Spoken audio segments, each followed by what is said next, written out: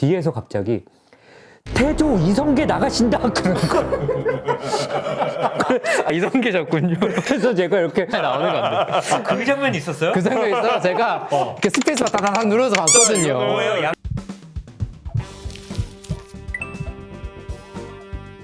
안녕하세요. 멘탈 탄탄입니다. 돌아왔습니다. 조회수를 챙겨주셔서.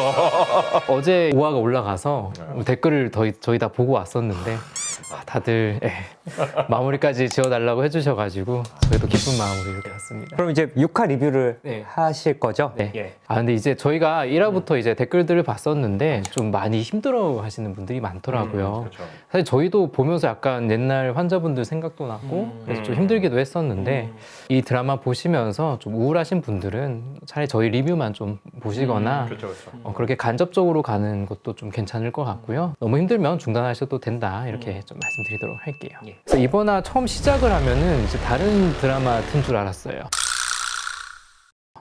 약간 반지의 제왕이나 맞아. 예. 그러면서 이제 교수님이 갑자기 간달프처럼 나오셔가지고 잘 만들었더라고요. CG 너무 잘했더라고요. 오. 그래서 미션을 주고 이제 보상을 준다고 하셨는데 이 약간 망상이긴 하지만은 실제 세상에서 이제 벌어지는 게 좀 반영이 좀 되어 있는 것 같더라고요. 그러다 이제 중재자님도 나타나시고 네. 박보영은 뭘 해도 이쁘더라. 네, 너무 잘 어울리시더라고요. 중재자님이 근데 힐러인가요? 그 저도 중재자라는 직업은 처음 들어보긴 했어요. 그 약간 성직자 힐러 이런 느낌이지 않을까. 그래서 이제 중재자님이 이제 중간에 약을 사실 실제로는 약인데 이제 뭐 포션 같은 걸 이제 드리니까 갑자기 공중에 떠서 구름이 거치면서 명신대가 나타나죠. 맞아.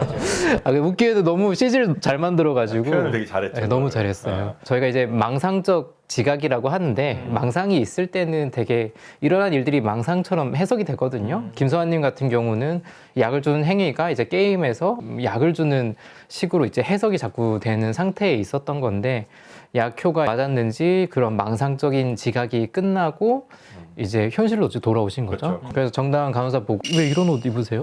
중재자님이 네, 그렇게 얘기를 하시죠. 각자 기억에 남는 망상 환자분들의 망상이 있으세요? 아무래도 이제 제일 흔한 게 이제 뭐 대통령 관련된 망상? 대통령이 나를 감시한다. 맞아. 그리고 옛날에 이제 국정원 얘기가 많이 나왔는데 많이 나왔어요. 요즘 국정이 좀 덜한 것 같기도 하고. 요즘은 국정원이나 정부 기관보다는 어떤 다국적 기업이 날 감시한다. 그 옛날엔 CCTV나 도청 장치였다면 요즘은 약간 뭐 나노머신 아니면 칩 뭐 요런 얘기들. 트렌디해요, 그게. 환자분 그분이 대통령 망상이 있었거든요. 어. 근데 A 대통령 때는 자기를 감시하다가 B 대통령은 또 괜찮았대요. 그러다가 그 뒤에 C 대통령이 나타났는데 감시를 했어요. 근데 히스토리를 보니까 A 때는 약을 안 드시다가 B 대통령이 때 약을 드셨고요. 그 C 대통령이 때 약을 안 드셨더니 이제 그래서 되게 B 대통령을 되게 좋아하셨어요.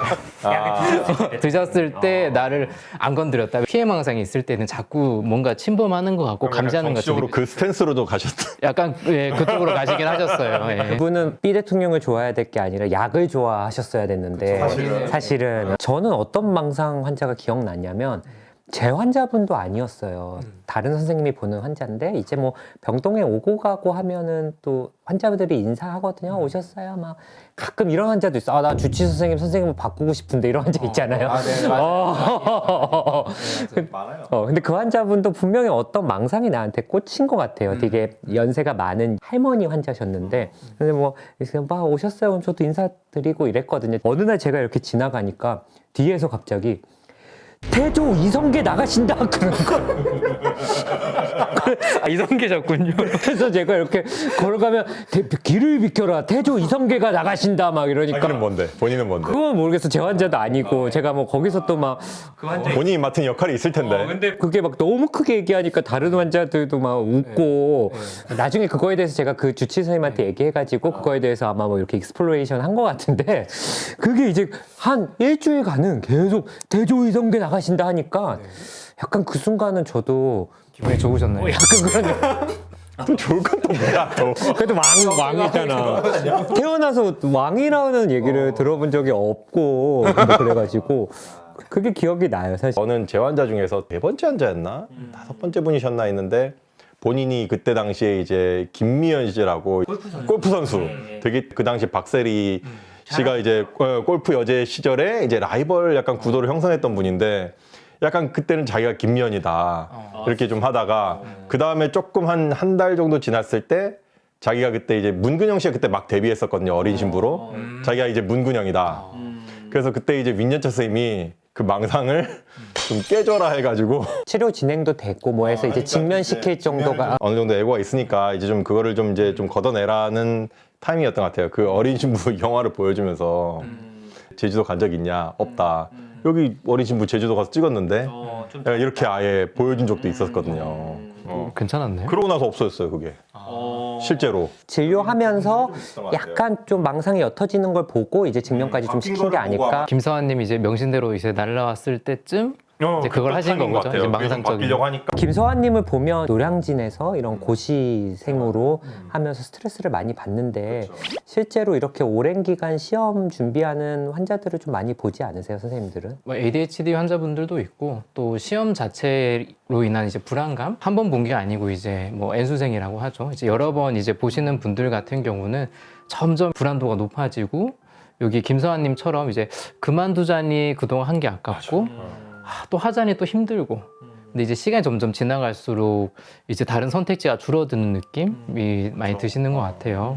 이게 합격, 불합격이 있는 시험이 제일 힘든 게 차라리 수능은 이제 뭐 점수가 나오잖아요. 그리고 그 맞춰서 학교라도 가는데 이제 이런 시험 같은 경우는 내가 한 문제 차이로 불합격을 해도 결론적으로는 불합격이니까 너무 힘든 거죠. 김서환 님도 사실 그래서 좀 더 힘들었는데 내가 그동안 한 게 약간은 수포로 돌아간 느낌. 완전 헛수고 아무도 인정해주지 않고. 나는 정말 열심히 했는데 결론은 이제 불합격이니까 타인들이 보기에는 그냥 노력 안 뭐 불합격했다 뭐 이렇게밖에 안 나오니까 그리고 이 시험이 뭐 자주 있는 게 아니어서 또 그 오랜 기간 또 다시 해야 된다는 게 진짜 쉽지 않았을 것 같아요. 사람이 제일 힘든 게 불확실한 거거든요. 확실히 안 되면 이제 딴 걸 한다든지 하는데 이제 시험을 보기 전에는 내가 어떻게 될지 모르잖아요. 그러니까 그 이상 시험 지난 미래를 우리가 그릴 수가 없어서 상당히 좀 불안에 빠지는 것 같아요. 김서환님은 스트레스 요인이 어쨌든 분명하잖아요. 두 분은 어떤 질환으로 좀 보세요? MDD with psychotic feature, 주요 우울 장애에서 사이코시스가 좀 온 것이 아닐까. 망상을 가지고 있는 우울증에다 우울증이 심해지면서 망상이 왔다. 환경적인 면을 봤을 때 우울증적인 요소가 먼저 올 수밖에 없었고 우울하면서 그러면서 점차적으로 자해 강도가 깨지면서 망상으로 좀 도피되고 그러면서 이제 더 심해지고 나중에 좋아질 때도 망상이 좋아지고 현실 감정이 돌아오면서 이제 기분도 조금 나아지고 조금씩 회복하는 모습 보이긴 했거든요. 저는 처음에 이제 이 망상이 너무 비현실적으로 느껴져가지고 이제 게임이니까 그러면 보통 우리가 조현병 쪽 망상으로 좀 보긴 하죠. 좀 특이하고 이상한 망상이면. 처음에는 이제 저는 그래서 조현병 환자분이시구나 생각을 했는데 생각보다 이 망상이 되게 나름 그 안에서 시스템이 있잖아요. 그래서 이게 게임을 가져온 거면 그렇게 이게 이상하다, 특이하다라고 볼 수는 없지 않을까.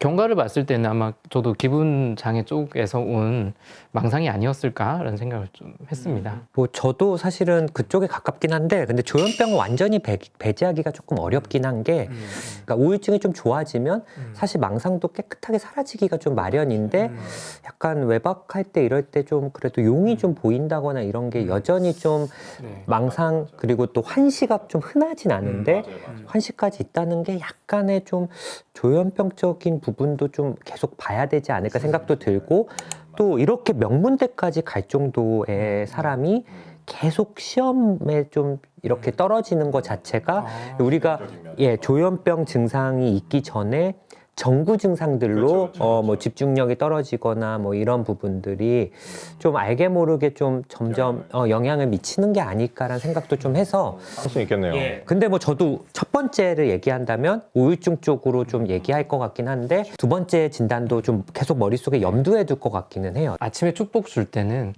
약간 바이폴라가 사실 톤도 좀 올라가 있고 해가지고 그리고 이제 그냥 우울증보다 아무래도 바이폴라에서 좀 더 그런 사이코시가 좀 더 동반될 확률도 있고 하니까 근데 이제 제가 열심히 보다가 교수님이랑 진료하는 EMR 그러니까 전자차트 화면이 싹 지나가더라고요. 개인정보 훔쳐보는 건 비법입니다. 아니 드라마에 나오는 건데 그 장면이 있었어요? 그 장면이 있어요. 제가 이렇게 스페이스바 따다닥 눌러서 봤거든요. 뭐예요? 이렇게 이렇게 스페이스바 다다닥 눌러서. 그럼 안 돼. 이게 어떤 거 드셨어요, 김선? 진단명은 우울증 NOS. 우울증이 맞거든요. 잘 모르겠다는 거야, 근데. NOS 상세불명의 우울장애고 이제 락은 이제 그 성분으로 보면 이제 에시탈로프람, 그러니까 20ml. SSRI라는 항우울제 20ml고 제일 많이 쓰는 거의 제일 많이 제일 쓰는 많이 쓰고 우울증이어가지고. 그다음 데스벨라팍신 100ml 이거는 이제 약간 기운 나면서 좀 더 무기력감에 하는 이제 항우울제가 이제 두 종류가 좀 충분히 들어가고 있었고 그다음 나머지 이제 아리피프라졸 5ml 5mm밖에 안 썼네. 이거 항정신병제인데 그래서 교수님은 우울증으로 본 것 같아요. 이제 그러게요. 바이폴라면은 이제 항우울제를 쓰면 조증이 생기기 때문에 아마 안 썼을 거고 조현병이었으면 아리피프라졸 5ml로는 안 되거든요. 안 되죠. 그렇죠. 근데 그래도 사이코시스가 있었는데 5mm밖에 안 쓴 거는 좀 약하다. 약하게 쓰신 것 같다. 근데 마지막에 좀 감량했을 수도 있으니까. 이거 외래 팔로우하면서 했던 거라서 예. 좀 감량을 하던 중이셨던 것 같아요. 그래서 좀 좋게 보셨던 것 같은데 입원했는데도 NOS로 진단하셨다는 건 교수님도 진단이 썩 쉽진 않았다는 말씀이시겠죠. 디프레션에서 망상이 좀 이렇게까지 오래 가는 경우는 사실 많지는 않긴 한데 그러다 보니까 또 그렇게 좀 보신 것 같기는 하고 이 망상이 좀 좋아지는 과정에서 환자분이 더 신나고 의욕이 있는 게 아니라 더 좀 뭐 우울해하고 좀 불안해하고 이거를 사실은 구독자분들이 보시면서 궁금해하실 수 있을 것 같거든요. 근데 망상의 의미를 우리가 심리학적으로 봤을 때는 그 공부를 하다가 너무 힘들어서 이제 지하에 있는 PC방을 가잖아요. 거기서 이제 접속을 했는데 이제 뭐 길드원 모집을 한다고 해서 지원을 했는데 길드원 하세요 이런 얘기를 듣는 거예요. 따뜻하게. 너무 따뜻하게 당연히 된다. 당연히 길드원 되는 거 그냥 하면 되죠. 근데 이제 이 분이 김수환님이 하는 말이 아무런 시험 없이 길드에 받아들여 주셔서 감사합니다. 소속감을 좀 느낀 거. 짠하더라 진짜 그 얘기 들어보니까. 김수환님은 사실은 이 사회에 들어가기 위해서 자기는 공무원 시험이라는 그러니까. 거를 이제 넘으려고 계속 노력을 했는데 이 게임에서는 그걸 안 해도 다 받아들여 주니까 그런 김수환님이 어떤 이런 소속감을 느끼고 싶고 사회에 포함되고 싶은 마음이 좀 느껴져서 좀 그러니까 짠한 게 이 있었고요. 친구는 뭔가 자격을 갖추려면 시험을 봐야 된다. 맞아요. 뭔가 테스트를 거쳐야 된다는 생각을 머릿속에 들어있는 것 같아요. 네네. 그러니까 내가 부족하다는 게 기본적으로 깔려 있고 그게 어떻게 보면 자존감이 좀 떨어져 있는 공부는 한 만큼 성과가 안 보여요. 내가 맞아요. 오늘 8시간을 공부하고 10시간을 공부했다고 뭐 게이지가 오르거나 경험치나 레벨이 오르진 않은데 PC방에서 게임을 하면 1시간을 하면 뭐를 아이템이 생기고 레벨이 오르고 약간 이게 성과가 보이니까 거기서 굉장히 어떤 만족감을 좀 느낄 수 있지 않을까. 그러니까 현재에선 내가 통제할 수 있는 게 아무것도 없는데 이 게임에선 뭔가 모든 걸 통제할 수 있다라는 그런 전지전능함, 어떤 그런 과대망상들이 좀 생길 수밖에 없지 않았을까. 그리고 뇌과학적으로도 김수환님 같은 경우는 이 보상이 계속 안 왔잖아요. 그렇죠. 공부를 계속 맞아, 했는데 맞아. 어떤 합격이라는 보상이나 없었죠. 그로 인한 이제 사회에 이제 뭔가 받아들여지고 맞아. 내가 어떤 자격을 갖췄다라는 보상이 계속 안 느껴진 상태에서 계속 이제 공부만 하고 참고 하니까 이 보상이 상당히 좀 간절했을 것 같은데 맞아. 이제 게임에서 이걸 바로 그냥 쉽게 주니까 그러니까. 사실 여기로 갈 수밖에 없는 거죠. 맞아요. 네. 이런 망상을 만들므로써 나한테 이제 사회에서 계속 보상이 오게 좀 만들었던 것 같고 이제 망상이 깨지면서 다시 보상이 없는 그 삶으로 돌아오니까 오히려 이제 우울해지지 않았나. 사실 퇴원 전에 우리가 외박이라는 걸 실시해요. 실제로 드라마처럼. 그래서 조금 불안하면 보호자 동반하에 외출 갔다 오고 이제 퇴원 전에 한번 잘 지내시는지 1박 2일 뭐 길게는 2박 3일 그 이상은 잘 안 가는 것 같긴 해요. 예. 그렇게 하고 잘 지냈는지 보호자 면담하고 퇴원을 결정하는데 김서원님이 이제 퇴원할 만한 어떤 컨디션이라고 보세요?